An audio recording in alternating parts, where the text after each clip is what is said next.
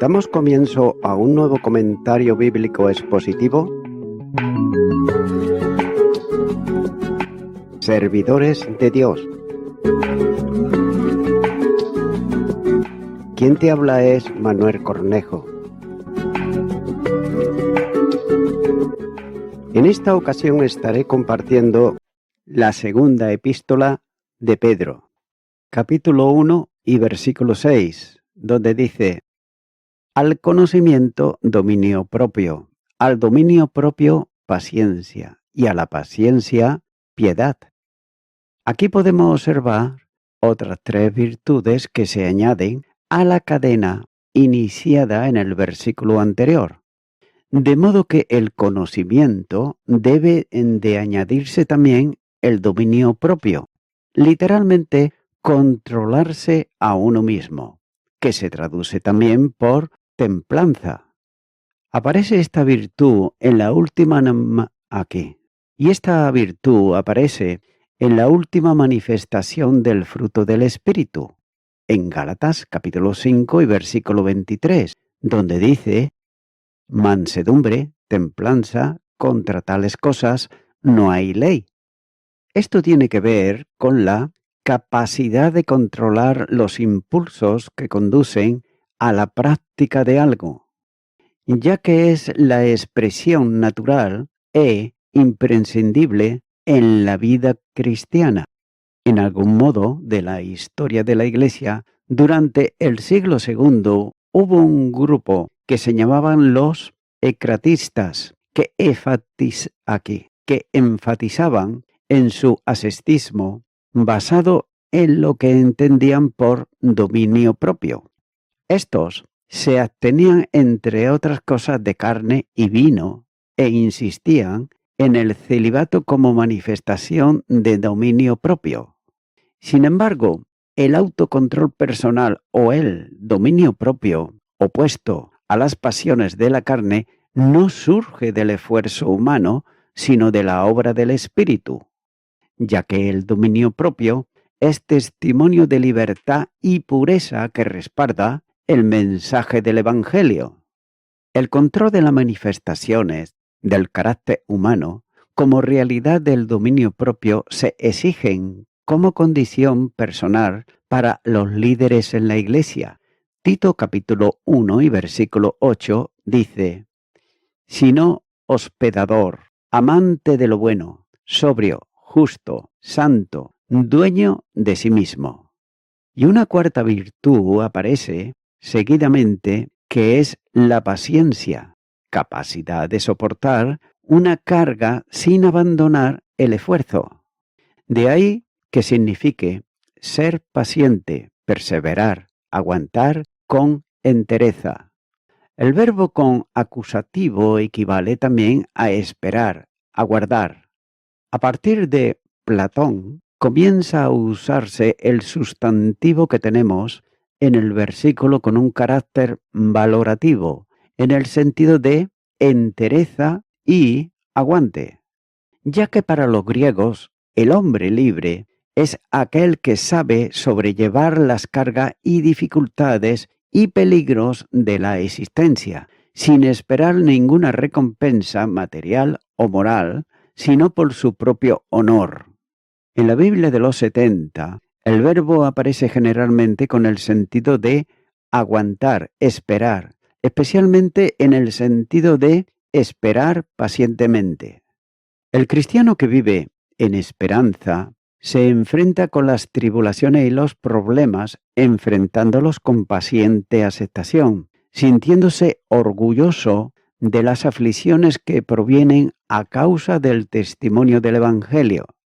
El sufrimiento de Cristo sirve de aliento y consuelo, mientras se mantiene firme en medio de las aflicciones y trabajos difíciles, como señala Romanos capítulo 5, versículo 3 y 4, y Santiago capítulo 1 y versículo 2. Note que a la paciencia se le añade la piedad. Esta es la vida dispuesta en relación con Dios, basada en el respeto reverente ante quien es Él, ya que quien es piadoso hace de su vida entera un acto de adoración a Dios. Tito, capítulo 1 y versículo 1, dice: Pablo, siervo de Dios y apóstol de Jesucristo, conforme a la fe de los escogidos de Dios y el conocimiento de la verdad, que es según la piedad.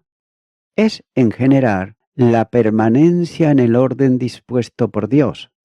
Esta piedad debe tener prioridad plena en la vida cristiana, puesto que se trata de valores eternos, frente a los limitados, aunque sean honestos, de la vida terrenal, como escribe el apóstol Pablo cuando dice: la piedad para todo aprovecha, pues tiene promesas de esta vida presente y de la venidera. Primera carta a Timoteo, capítulo 4, versículo 8.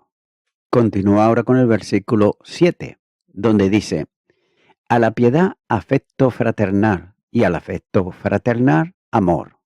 En la práctica de la piedad se incorpora también el amor fraternal, ya que no se puede amar y respetar a Dios si no se ama también al prójimo, como señala Romanos capítulo 13 y los versículos 9 al 10, donde dice: porque no adulterarás, no matarás, no hurtarás, no dirás falso testimonio, no codiciarás. Y cualquier otro mandamiento en esta sentencia se resume: amarás a tu prójimo como a ti mismo. El amor no hace mal al prójimo, así que el cumplimiento de la ley es el amor. El amor de Dios se convierte en el amor fraternal, buscando el bien del otro y apartándose de cuanto pudiera hacerle mal, ya que es una forma directa y está refiriéndose a la deuda que no puede cancelarse nunca, que tenemos con nuestros hermanos en la fe.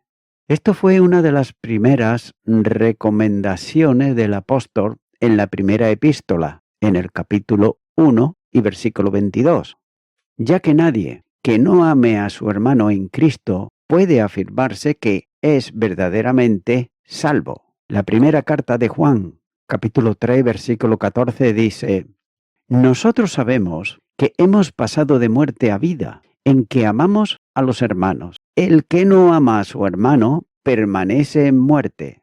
De ahí que la profesión de amor a Dios ha de ir respaldada necesariamente por el amor a los hermanos. La primera carta de Juan, capítulo 4 y versículo 20, nos dice: si alguno dice, yo amo a Dios y aborrece a su hermano, es mentiroso, pues el que no ama a su hermano a quien ha visto, ¿cómo puede amar a Dios a quien no ha visto? Pero todavía insistiendo en el amor añade el amor fraternal, es decir, el amor total. El amor hacia los hermanos se convierte en amor de entrega, como el que Dios mostró hacia nosotros. Él no quiere que limitemos nuestro amor hacia los hermanos, porque Jesús nos mandó: amad a vuestros enemigos. Mateo capítulo 5, versículo 44. Y como se dijo en el párrafo anterior, el amor es una deuda que todos los cristianos tenemos para con nuestro prójimo, sin excepción ni tampoco limitaciones alguna. Romanos capítulo 13, versículo 8. Esta virtud es la manifestación completa de nuestra relación con Dios, de vivir la vida de Cristo en nosotros y de conducirnos en la plenitud del Espíritu. Es algo que debe de estar claro en la mente cristiana. Y nosotros hemos conocido y creído el amor que Dios tiene para con nosotros. Dios es amor, y el que permanece en amor permanece en Dios y Dios en él. Primera carta de Juan, capítulo 4 y versículo 16. Por tanto, se trata del amor sacrificial, de entrega, sin límite alguno. Simplemente se ama por necesidad de amar. Y Dios manifestó ese amor en que en esto consiste el amor, no en que nosotros hayamos amado a Dios, sino en que Él nos amó a nosotros y envió a su Hijo en propiciación por nuestros pecados. Primera carta de Juan, capítulo 4, versículo 10. Continúo ahora con el versículo 8, donde dice: porque si estas cosas están en vosotros y abundan, no dejarán estar ociosos ni sin fruto en cuanto al conocimiento de nuestro Señor Jesucristo. La práctica de las virtudes fructificará en el creyente. Nótese que no es alguna de las virtudes antes mencionadas, sino todas ellas. Por tanto, ya que se puso la práctica de ellas bajo la responsabilidad del creyente, cada uno debe de estar empeñado en poner diligencia, como señala el versículo 5, para así poder vivir la práctica de la virtud. Note que todas estas perfecciones espirituales no están fuera del creyente, sino atesoradas en sí mismo, existiendo en nosotros. Puestas en el corazón saldrán al exterior como dinámica de vida propia del creyente. Pero su existencia no es pequeña, sino abundante, ya que ambas cosas están vinculadas con la conjunción y que la vincula de modo que a la existencia debe de corresponder la abundancia.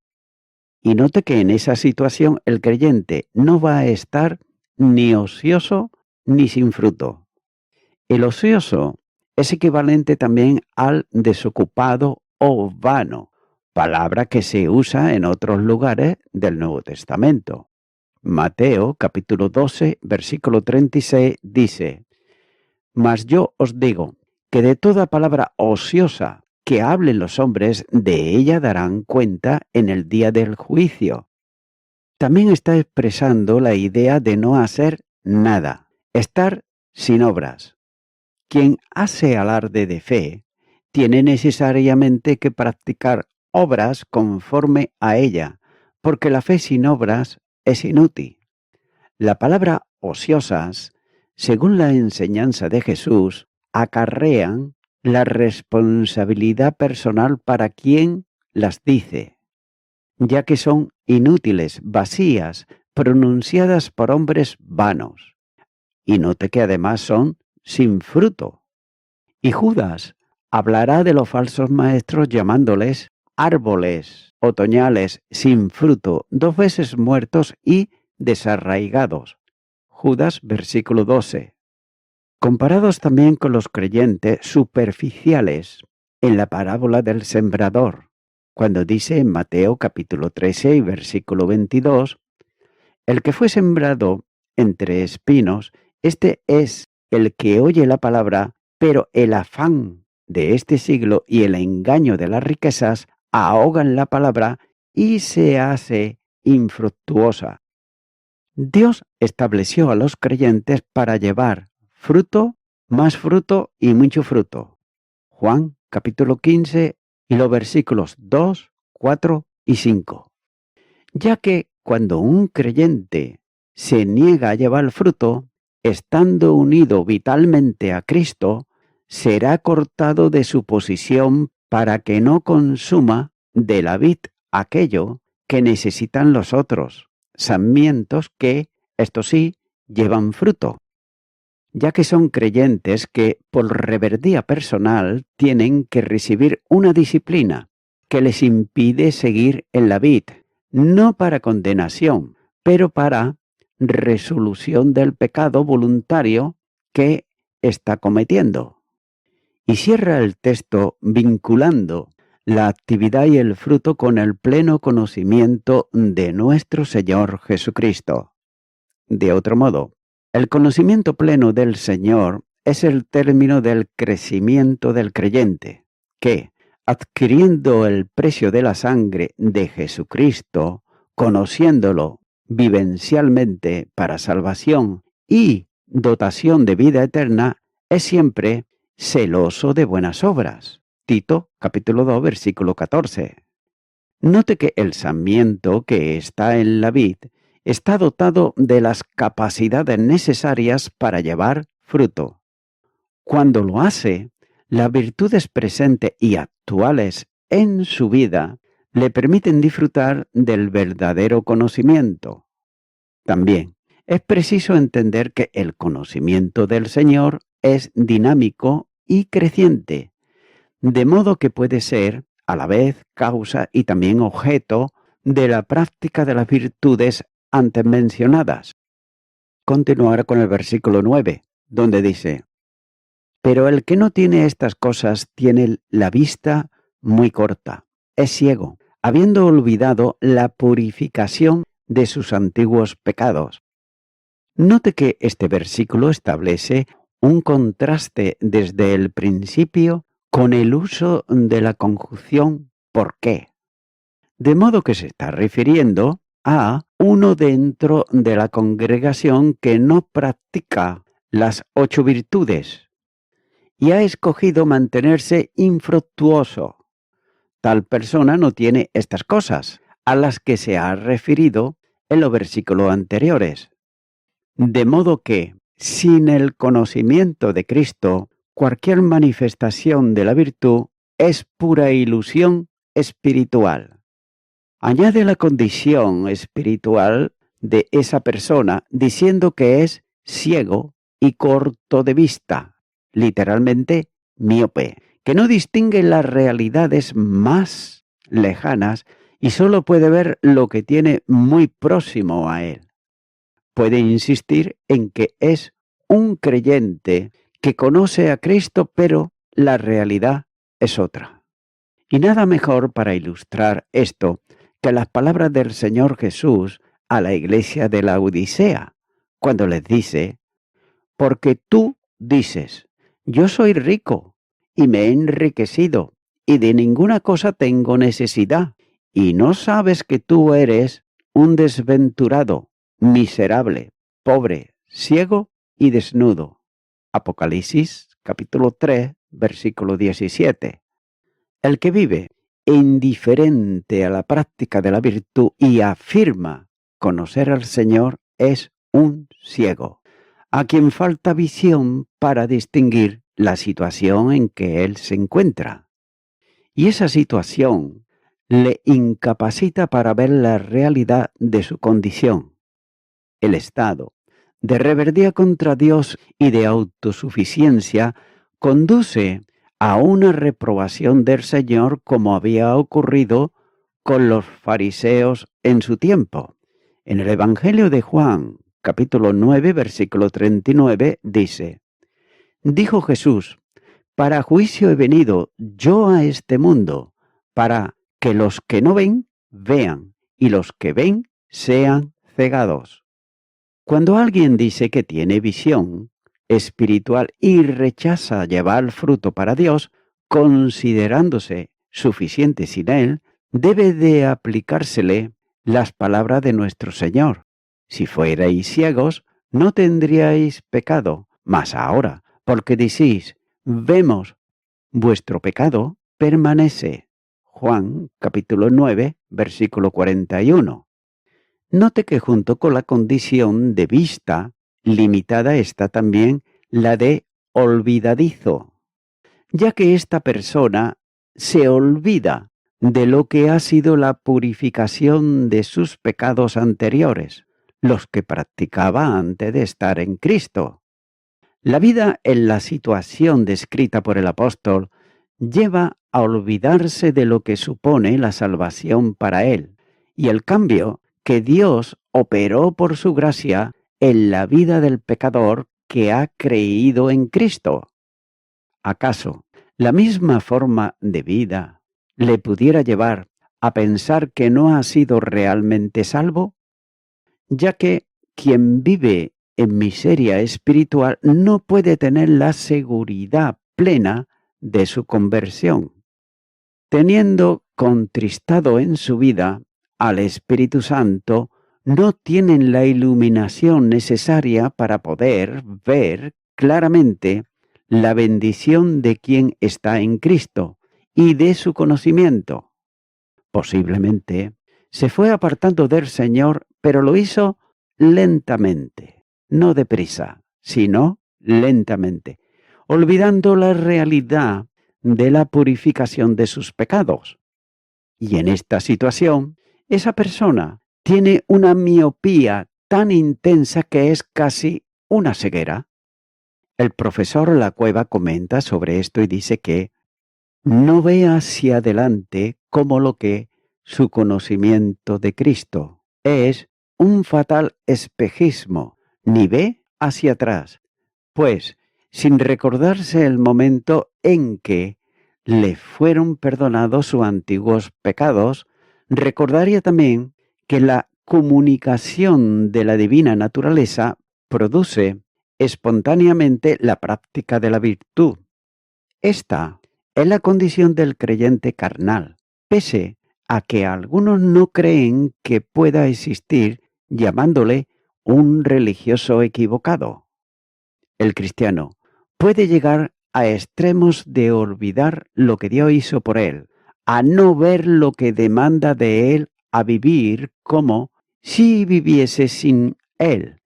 Pero, sin embargo, es salvo por gracia mediante la fe y heredero de las promesas de vida. Y voy concluyendo con esto. Los que no son cristianos o los que no tuvieron un encuentro con Cristo, ellos saben muy bien que hablar es muy fácil, ya que le es muy fácil hacer promesas que en muchos casos no cumplen. Por otro lado, los escépticos tienen un termómetro incorporado que mide la hipocresía religiosa. Pueden olerla a 50 metros. Sin embargo, y note esto, no pueden fingir bondad fraternal. Las palabras que le dijo Jesús a sus discípulos el Jueves Santo siguen siendo verdad en el día de hoy, cuando les dijo: en esto conocerán todos que sois mis discípulos, si tenéis amor los unos con los otros. Evangelio de Juan, capítulo 13 y versículo 35. El afecto verdadero que se demuestra es público. Puede ser el imán evangélico más poderoso para las personas cuyas vidas han sido apartadas por el egoísmo y el desprecio de otros. Amigo y amiga oyente, tal vez te hicieron promesas y llegaron a medias, o simplemente no llegaron. Pero sin embargo, mira lo que dice la palabra de Dios en el libro de Números, en el Antiguo Testamento, en el capítulo 23, versículo 19, dice: Dios no es hombre para que mienta, ni hijo de hombre para que se arrepienta. Él dijo y no hará, habló y no lo ejecutará. Y en el Nuevo Testamento, en el Evangelio de Juan, capítulo 6, versículo 37, dice: todo lo que el Padre me da, vendrá a mí, y el que a mí viene, no le echo fuera. Amigo y amiga oyente, es hora, es momento, que vengas a Cristo. Dios ya te ha estado hablando a través de su palabra, y ha estado hablando a tu corazón. Pero ahora tú tienes que tomar la decisión de aceptar a Cristo en tu corazón como tu único y suficiente Salvador. Si nunca antes lo has hecho o no sabes cómo hacerlo, cómo comenzar, pues mira, el primer paso que debes de hacer es una oración, invitándole a Cristo a que venga a tu vida. Ora conmigo y repite esta oración que voy a hacer y di: Dios eterno, vengo ante ti en arrepentimiento. Ha habido veces que me han hecho promesas y no se han cumplido. Y yo también he hecho promesas y no las he cumplido. Por ello te quiero pedir perdón por haber guardado rencor hacia esas personas y por no haberlas cumplido yo también. Pero como dice tu palabra, tú no eres hombre para que mientas, ni hijo de hombre para que te arrepientas. Ahora te quiero pedir perdón por todos mis pecados, de los cuales me arrepiento. Te abro mi corazón, Señor Jesucristo, y te acepto como mi único y suficiente Salvador. Gracias te doy en tu nombre. Amén.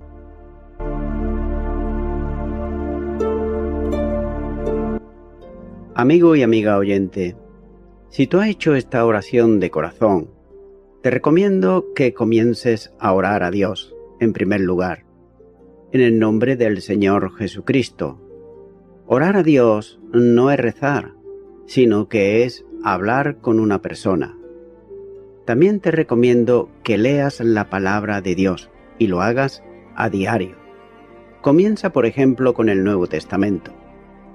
Y también, por último, te recomiendo que para que puedas crecer espiritualmente, te congregues en una iglesia cristiano-evangélica, donde se predique, se enseñe y se practique la sana doctrina y la palabra de Dios. Congrégate ahí y con el tiempo podrás crecer espiritualmente y también servir al Señor Jesucristo. Que Dios te bendiga. Y a toda la audiencia, nuevamente ya me estoy despidiendo de todos ustedes y será hasta el próximo programa. Que Dios os bendiga a todos.